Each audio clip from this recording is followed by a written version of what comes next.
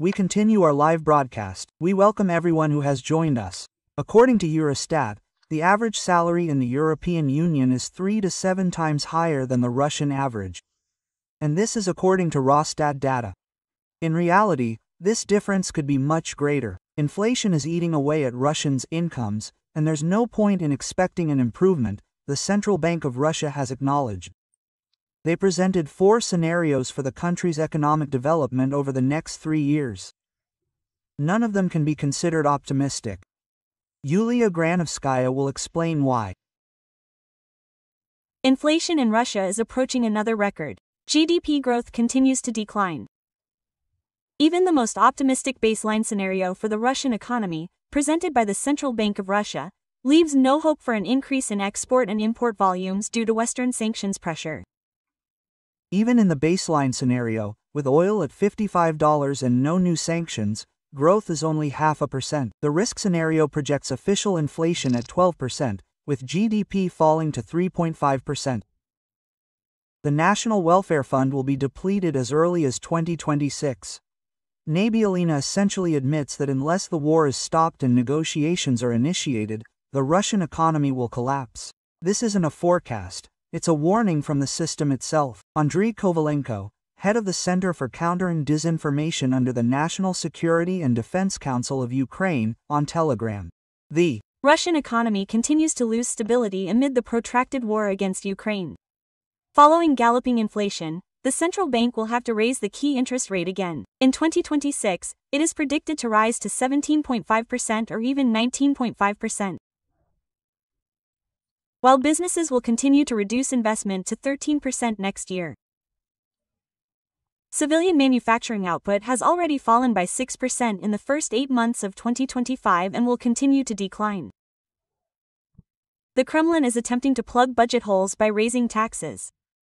As a result, purchasing power and demand are declining. Another problem is the acute labor shortage. Recently, Sberbank CEO German Grev called for attracting more migrants to the country. He noted, in the coming years, the labor shortage in the Russian Federation could approach 5 million people. The government plans to attract more migrant workers from India, China, Malaysia, Bangladesh, and African countries in 2026. The quota for them is planned to be set at 279,000 people, which is 20% more than this year.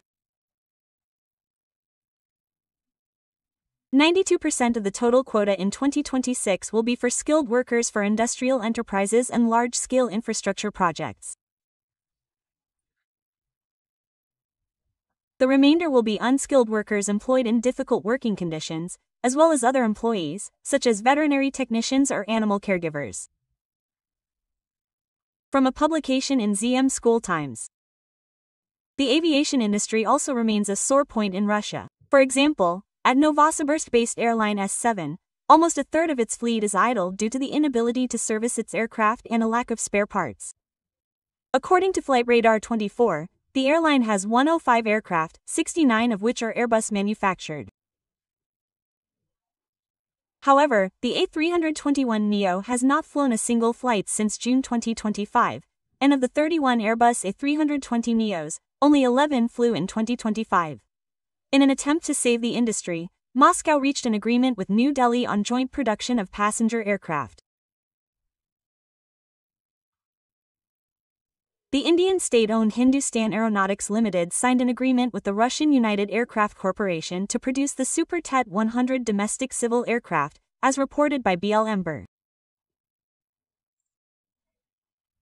Experts predict that Russia will soon feel the impact of U.S. sanctions against Russia's largest oil giants, Lukoil and Rosneft, and their subsidiaries. However, for the Russian dictator, the economic crisis is not an argument to stop the war he unleashed against Ukraine. Currently, the Russian economy is stagnating, potentially threatening a recession. However, this didn't radically impact Putin's decision to continue this war, as the war is being waged for ideological reasons, and Putin and the Kremlin are relatively insulated from the influence of society and the Russian elite. Kremlin propaganda stars are also insulated from the problems of ordinary citizens. While Russians are forced to take out new loans to pay off old ones, they are expanding their real estate holdings. An insider writes that since the start of Russia's full-scale invasion of Ukraine, Kubiva and Popov's income has increased by half, and in August 2025, they acquired a new luxury mansion worth 150 million rubles. It is located in the elite cottage village of Navikovo on Novoryskoy Highway and is built in the style of a Russian estate. Yulia Granovskaya for the Frida TV channel. And Igor Burakovsky, chairman of the Institute of Economic Research and Political Consulting, is on the line with us. Hello, thank you for joining us. Good morning, and glory to Ukraine. Glory to the heroes. Good morning. Well, as we see, again, we're talking exclusively about the economy now. And as we see, the so-called strategic military operation, which is proceeding according to plan, as Putin mentioned earlier, is apparently, in fact, everything is as planned. But for the people themselves, who are essentially paying out of their own pockets for every missile Putin launches at Ukraine, this does have its own impact, its own effects on the overall economy, the economic system of Russia. Well, there's certainly a saying attributed to Napoleon. He says that to wage war, you need three things: money, money, and more money. And at a certain point, the escalation of a military conflict and increased military spending leads to a negative impact on the economy. And on the one hand, this is, in essence, the use of all possible and impossible resources, primarily for military purposes. Because a war, well, let's say, the economic support for a war cannot be stopped once a war, so to speak, has begun. But on the other hand, let's not forget that the Russian Federation, as was mentioned in this very report, has no external sources of support, yes, so it has to fight solely on its own internal reserves, with all the ensuing consequences. And, Igor Valentinovich, if you look at all these problems in the Russian economy, they've been dealt with quite a bit, both in the European Union and in the United States of America, yes, when they were developing the sanctions that have now been imposed on the aggressor country. We talk about them very often, yes, but we can't, very rarely, talk about how these sanctions are reaching and whether they are reaching Russians' wallets. How straightforward is this process, so to speak, and to what extent can all this have an impact? Either it's all reflected in some major economic indicators, but in the wallets of the average Russian, it's completely imperceptible. Well, I want to say right away that this affects all of society. It's clear that various measures, yes, if there are, say, millionaires, then, in principle, increased inflation on basic foodstuffs, rising prices, and other problems, have practically no impact on them. But overall, actually, to put it very simply, for example, the need to cut budget expenditures, say, to support various mortgage programs, naturally impacts the rise in housing costs and people's ability to directly buy apartments. If we're talking, for example, about the departure of foreign companies from the Russian economy, for example, those same cars from construction companies, the difficulties with economic calculations lead to a thriving used car market. Foreign brands are being replaced by Chinese ones, but they still can't meet demand. This, again, is a problem for Russians, for car owners. A war that leads, say, to the destruction of energy capacity, say, those same oil refineries, is related to issues related to rising gasoline prices. A shortage of this gasoline, again, affects the population. So, if you look at it, you'll see a kind of negative impact package. And the talk about sanctions strengthening us today has somehow faded into the background. We remember 22, 23, even up until the beginning of 24, how everything was going well for us, we were rebuilding. Today, sanctions, trade wars, and problems directly related to the war are reflected in one way or another in all documents. If you carefully read the document you cited in your article, the main monetary policy guidelines of the Central Bank of the Russian Federation for the next years, 26, 27, 28, you'll see that, in principle, everything revolves around sanctions, everything revolves around war. Although all of this, of course, is stated in somewhat, Aesopian language. If everything unfolds within the framework of current trends, and we see current trends, then the situation will develop one way or another. Therefore, the war exists, the war is present. I think many Russians understand this, perhaps not directly, but they somehow feel its impact. But as for the government, as for the central bank, I think they fully understand all the economic difficulties and, most importantly, the escalation of these economic problems directly related to the war. On the other hand, the sanctions pressure, the 19th sanctions package is already in effect. To what extent can this also affect the overall economic situation, given that pressure on the shadow fleet is also included? No, sanctions, of course, have an impact. For our part, the only thing we can regret is that such powerful sanctions weren't adopted immediately at the beginning in 2022. Since the beginning of Russian aggression in 2023, they have been escalating, but nevertheless, they exist, so to speak. And, let's say, sanctions force the Russian Federation to seek, for example, alternative markets for oil and gas. Some of these markets were found, but they didn't fully compensate for the European market, where, so to speak, the pipelines were working, the infrastructure was operational, where oil and gas could have been pumped for, so to speak, decades to come. Well, everything went according to plan. One can only congratulate the Russians and the Russian economy. These are problems associated with obtaining money in Western markets. That is, the Russian Federation currently cannot, say, borrow money from, roughly speaking, the International Monetary Fund or enter the market with foreign federal loan bonds. Therefore, there remain opportunities to pump money out of, so to speak, the local economy, the Russian economy, and much, much more. Well, let's say, actually, the loss of oil and gas markets, primarily in Europe, the current sanctions against Lukoil and Rosneft.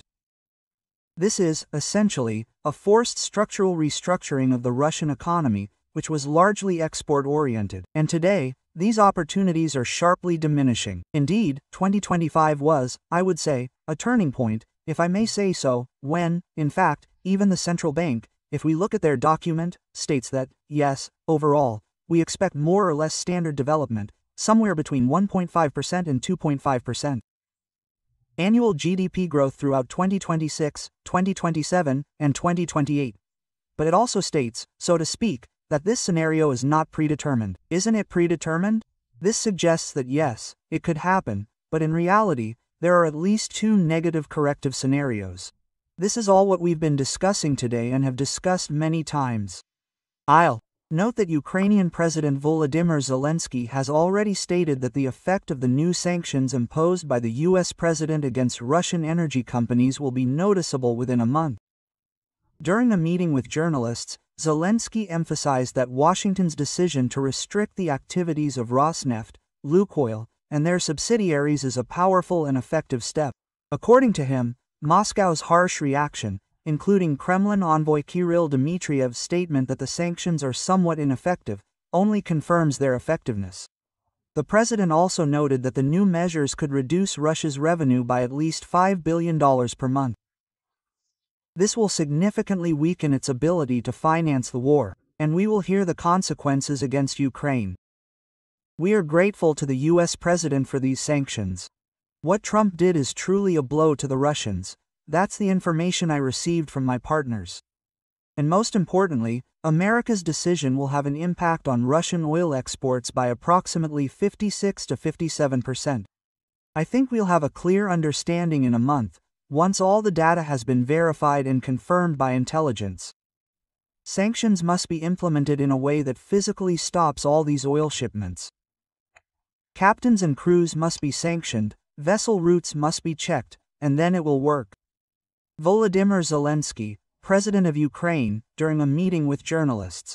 Well, US President Donald Trump said, yes, we'll talk in 6 months. It's not like, yes, it will be somehow, we'll probably have to wait 6 months for some results, and then that result will be there within 6 months. The president of Ukraine is talking about a month. At the same time, our material noted that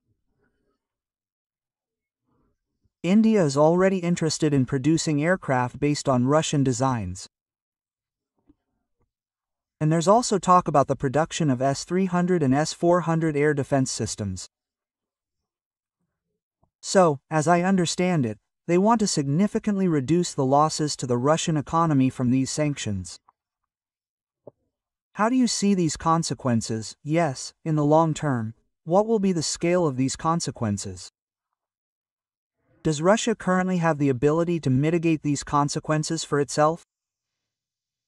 Well, I'll say right away that since the imposition of sanctions, the Russian Federation has been trying to find some workarounds and, in general, compensate for the problems associated with the sanctions, right? Well, let's say, for example, if the ability to trade oil and gas, or export certain goods, decreased, then in order to, not lose income from these activities, the Russian Federation, on the one hand, raised taxes, and on the other, tried to retroactively seize some of the foreign exchange earnings in the form of, so to speak, taxes and one-time payments. From the oil and gas sector and beyond. So, in principle, all these, so to speak, all these methods are developing. As for India, this is a very interesting option, because on the one hand, yes, India bought quite a lot of Russian oil, but it also bought it at a very large discount. Therefore, in order to generate any significant income, it was necessary to sell more and more oil. And this, so to speak, as you understand, is also a problem. It can't, so to speak, increase forever. On the other hand, India paid in rupees, and there is a major problem with how to convert these rupees directly into dollars, for example, yes, in order to, actually, enter the civilized market, I will say so. There were also problems, and still are problems, for Russian exporters, or rather, even for the Russian state. Exporters try not to return the money they have earned, even if they can get something back. It is clear why, because here the money will be, well, I won't say seized, but at the very least it will not be used in the way its owners directly want. The latest sanctions from the United States of America have led to the fact that one or two, well, according to media reports, at least, very large oil refineries are starting to think about whether it is worth buying Russian oil.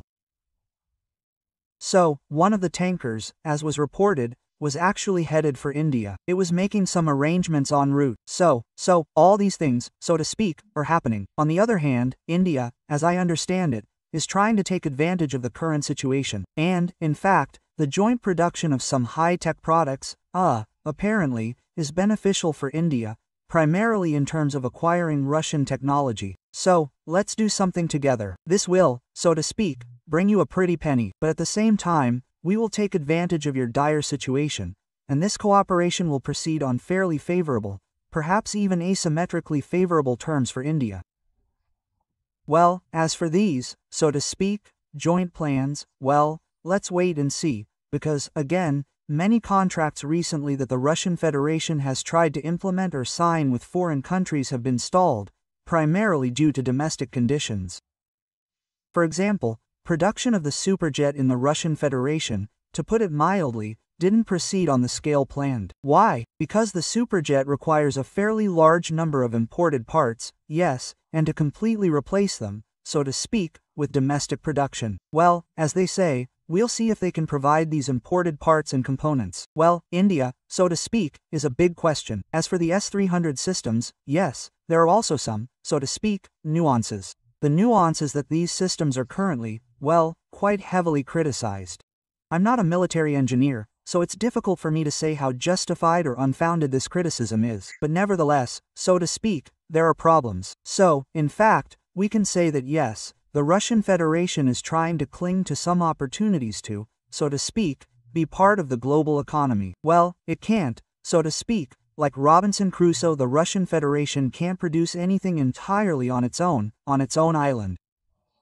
Nevertheless, we see that the Russian Federation is confidently moving from, well, I would say, I won't say leading, but fairly developed, world country to, so to speak, a group of middling countries that are losing both their economic influence on the global economy and their political influence on global processes.